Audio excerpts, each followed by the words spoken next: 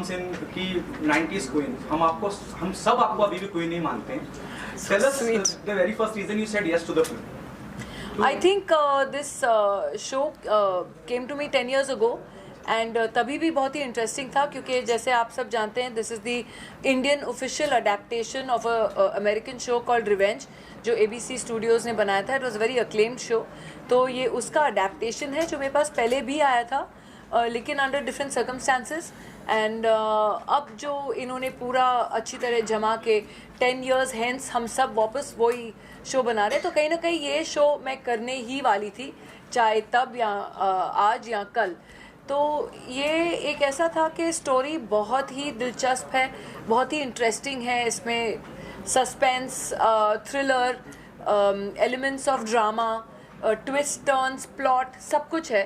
So it is something कि आप miss ही नहीं कर सकते हो. So there was no two ways कि मैं न करती ये शो. रवीना की ओरिजिनल शो की बात की जाए तो क्या आपने ओरिजिनल शो देखा है और क्या जो कैरेक्टर ओरिजिनल शो में है वो आप उसको देख के मतलब आपने कुछ टिप्स दी क्या है?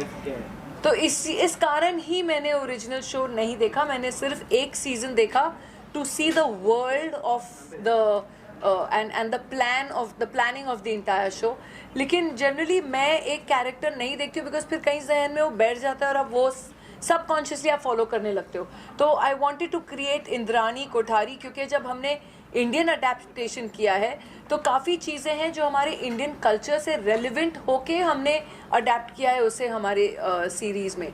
सो इसलिए रुचि जी को भी लगा कि इट्स नॉट नेसेसरी कि हम वो ही कट पेस्ट कॉपी करें. देयर इज़ अ लॉट जो बहुत चेंजेस हम लाए हैं इस शो में which makes it even more interesting and more identifiable with our audiences. I think आप देखेंगे रमिका सेन और इंद्रानी कोठारी में और जो पिछला मैंने कस्तूरी डोगरा किया अरण्यक में तीनों ही किरदार बहुत ही अपने आप में अलग किस्म के कैरेक्टर्स हैं. एंड कहीं ना कहीं हमको as what I am as a person भुला के उस कैरेक्टर के शूज़ में घुसना बहुत ज़रूरी हो जाता है. एंड वो ही कोशिश करते हैं चाहे मैं हूँ चाहे वरुण हो या नम्रता हो. सब एक्टर्स यही कोशिश करते हैं. कोशिश जारी है. बाकी लोगों को पसंद आए तो बहुत ही अच्छा होगा. नम्रता आपसे पूछना चाहूँगा कैसा एक्सपीरियंस रहा इतनी दिग्गज कलाकार के साथ काम करने के लिए. वरुण आपसे भी जानना चाहूँगा क्या सीखने को मिला? आई थिंक ये सीखने को मिला कि हार्ड वर्क हमेशा कंटिन्यू रखना पड़ता है. वो जो हंगर होता है एक आर्टिस्ट में वो हमेशा कंटिन्यू रखना पड़ता है चाहे आपने कितने भी अवार्ड जीते हो. रिगार्डलेस आपको सेट पे आना है, उतनी ही मेहनत करनी है, उतना ही प्रेप करना है. And I think Raveena ma'am से मैंने यही चीज़ सीखी है.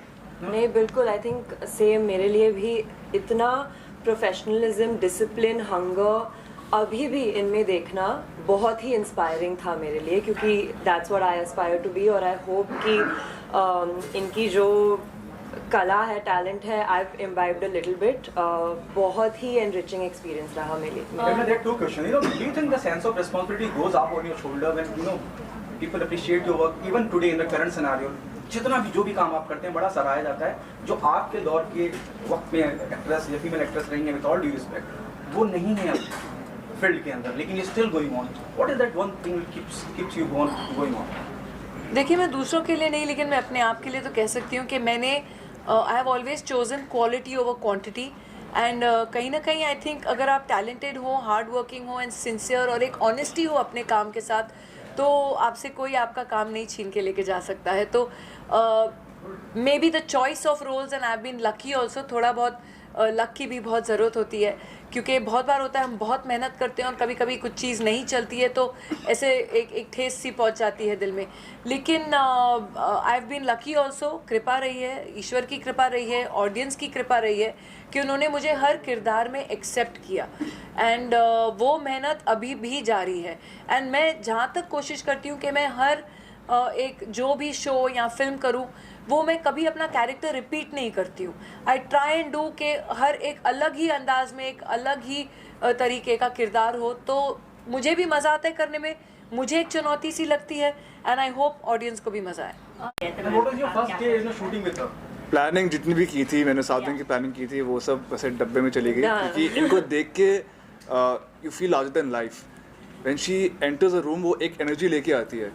And but again she made everything so comfortable कि हमको कभी घबराहट हुई नहीं सेट पे. तो बहुत ईजी टू वर्क था.